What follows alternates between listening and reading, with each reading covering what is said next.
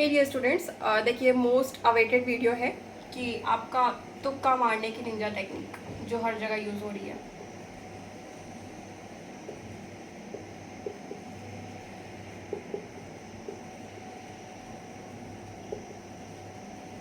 देखिए, चूँकि आपको पता है कि हमारे पेपर में नेगेटिव मार्किंग नहीं होती है, सबसे अच्छी बात। तो नेगेटिव मार्किंग नहीं होती तो हमारा पेपर आता है 150 मार्क्स का, ठीक है।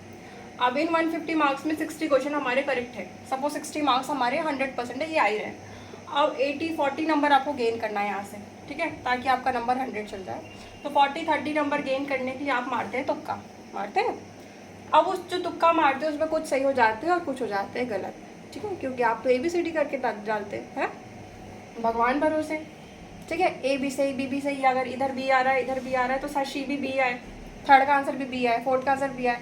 नहीं, ये ट्रेंड के हिसाब से कभी आंसर सही नहीं होने वाला है। सपोज 1 का आंसर हो रहा है B, 2 का आंसर हो रहा है B, 3 का आंसर हो रहा है B, ऐसा ज़रूरी नहीं कि फोर्थ का आंसर भी B होगा, ये गलत है, ठीक है। तो ये फालतू की टेक्निक यूज़ नहीं करना है। जो मैं बता रही हूँ वो सुनो ध्यान से। देखो, आपको सीखना है ऑप्शनल, देखिए ऑप्शन एलिमिनेशन मेथड। देखिए, मैथमेटिक्स के रूल से हम बात करते हैं, जो साइंटिफिक मेथड है। फालतू की हम यहाँ फर्जी बातें कर रहे हैं कि तुक्का मार के से कोई टेक्निक है, ऐसा कुछ नहीं है। देखिए, मैं मैथमेटिक्स साइंटिफिक मेथड बता रही हूँ, ठीक है। वो ये है कि सपोज आपके पास क्वेश्चन है, पहले आप क्वेश्चन को अच्छे से पढ़िए, ठीक है, रीड द क्वेश्चन केयरफुली। दूसरी चीज़, जब आप क्वेश्चन पढ़ते हैं उसके चारों आंसर प्रॉपर पढ़िए, चारों ऑप्शन प्रॉपर पढ़िए। अब आपको दिख रहा है कि इस 4 ऑप्शन पे 2 आंसर हो ही नहीं सकते, ठीक है। अच्छा, एक चीज़ याद रखना, 2 आंसर हो ही नहीं सकते, बचे 2 आंसर, 2 आंसर में आपको एलिमिनेट करना है।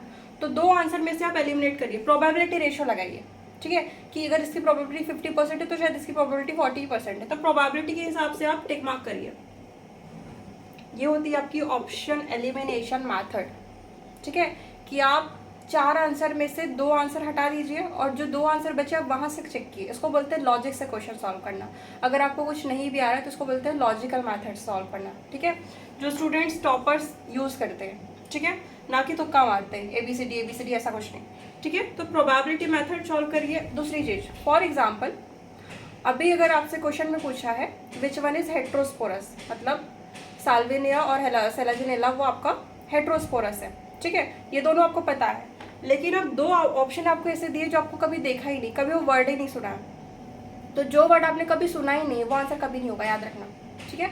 कोई टॉपिक दिया है, कोई आपको कोई भी सेंटेंस है, अब उसमें से आपका 1-2 आंसर तो ऐसे दिख रहे हैं जो कभी सुना ही नहीं है, तो वो कभी नहीं होगा, प्रोबेबिलिटी रेशियो है, ठीक है। वो कभी आंसर ऐसे नहीं होते, जो सुने नहीं है वो कभी आते भी नहीं है, ठीक है। मैक्सिमम आपके ऑप्शन में सुने हुए होंगे, जो आप जानते हैं पहले से पढ़ा हुआ वही होगा। तो टेक्निक ये है कि पहले आपको ऑप्शन एलिमिनेशन मैथड में ध्यान देना है, ठीक है। ऑप्शन एलिमिनेट करो और टिक मार्क करो, ठीक है। ये होती है प्रोबेबिलिटी रेशियो आपकी ज़्यादा बढ़ेगी आंसर करेक्ट होने की, ठीक है। ये आपका होता है ऑप्शन एलिमिनेशन मैथड। दूसरा मैथड ये है कि अगर नहीं आता तो उस क्वेश्चन को आप दोबारा पढ़ो, ठीक है। दोबारा पढ़ने के बाद किसी आपके जो पुराने चैप्टर से, मतलब टॉपिक को कोरिलेट करता है वो चैप्टर से कोरिलेट करने की कोशिश करो।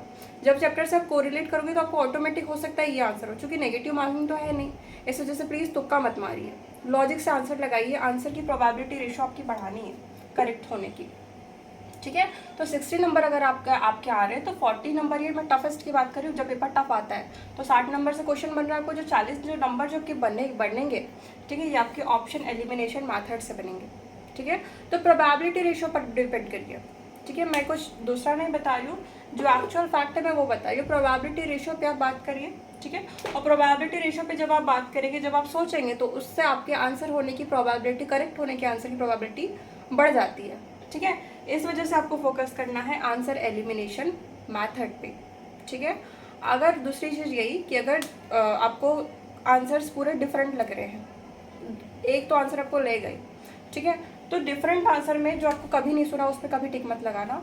और कभी कभी क्वेश्चन आते हैं, सपोज 4 आंसर आपको दिया है, ठीक है, 4 ऑप्शन आपको दिया है ABCD। अब इसमें कुछ दिया है, इसमें कुछ दिया है, C में कुछ दिया है, D में आपको दिया है both A and B। Probability रहती है कि बोथ A एंड B वाली हो, मतलब 80-90% केसेस में अगर देखें तो प्रोबेबिलिटी रेशो होती है जो बोथ है, जैसे दोनों आंसर होगा कि ए वाला और बी वाला, दोनों के आंसर करेक्ट है, ये आंसर करेक्ट होने की प्रोबेबिलिटी ज़्यादा रहती है। और एक क्वेश्चन में आता है all of the above, suppose one answer भी कुछ दिया है, टू में कुछ दिया है, थर्ड ऑप्शन कुछ और दिया, फोर्थ ऑप्शन में दिया है ऑल ऑफ द अबव, ठीक है। तो प्रोबेबिलिटी रहती है कि ऊपर के सारे सही है, ये वाले आंसर करेक्ट हो, ठीक है। डी वाला ऑप्शन जो all of the above correct है, ये प्रोबेबिलिटी रेशो ज़्यादा है, ठीक है। तो ऐसा दिखता अगर कुछ भी नहीं आ रहा है तो कम से come all of the above में आप लगा सकते हैं टिक मार्क, ठीक है। और इधर बोथ ए एंड बी में। तो ये कुछ आपकी टेक्निक थी कि आपको कैसे सॉल्व करना है। तो ये आपकी निंजा टेक्निक थी जो आपको आंसर एलिमिनेशन मेथड पे फोकस करना है, ठीक है। ये एक मैथ्स की लॉजिकल मेथड है, साइंटिफिक मेथड पे हमने बात किया, कोई इसमें डिफरेंट कुछ नहीं था। जो आपका एक टॉपर स्ट्रैटेजी से जो सॉल्यूशन होता है या जो टॉपर जो सॉल्व करता है, मैंने उस बेसिस पे आपका बताया है, ठीक है।